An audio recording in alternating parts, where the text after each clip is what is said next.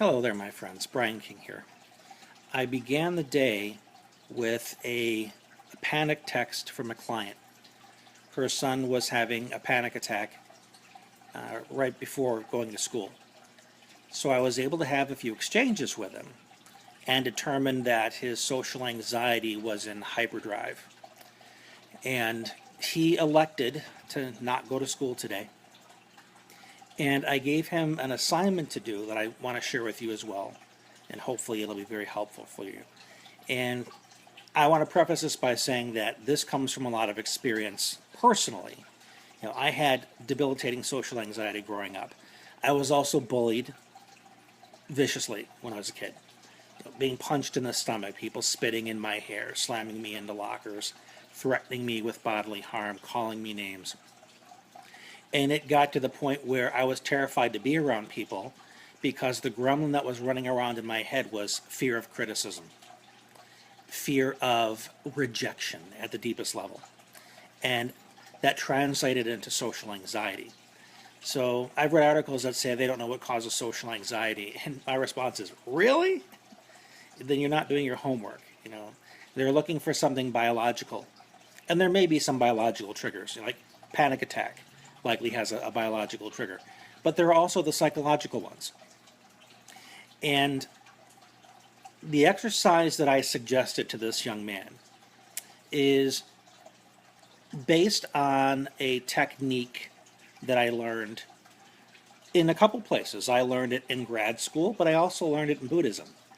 And it's something called externalization, which is you take the issue that's in front of you. Good morning, Barbara. You take the issue that's inside you, rather, something that you have identified with or taken ownership of. By ownership, you're saying things like, I am anxious. I have anxiety. And you talk about it as though it's a part of you. And it can be much more difficult to process it and let go of it because it's part of you. And that's one of the things that we do to unfortunately make it harder to unlearn some of these ways of being, is because we take ownership of it. So externalization is a way of taking it from here and putting it out here so that it's no longer something you have. It is now something that you have a relationship with. Make sense so far? And in Buddhism and the meditation that I practice, it teaches us to be an observer of our thoughts, as though we're watching a river flow by, instead of getting caught up in it. So the technique or the exercise I gave this young man was to invite him to be the scribe for his anxiety. That he was going to interview the anxiety. He was going to see it as another person. He was going to give it a name. And then he was going to write this person's story. And this person was going to tell him all about the anxiety, what causes it, when it's triggered. And then he's going to share what this person said. And this externalization is potentially very powerful because you realize that the story that you're writing down from this other person is the story you're telling yourself. The story that you're using to keep yourself anxious, to keep yourself panicked in those social situations. So I'm looking forward to see what he comes back with.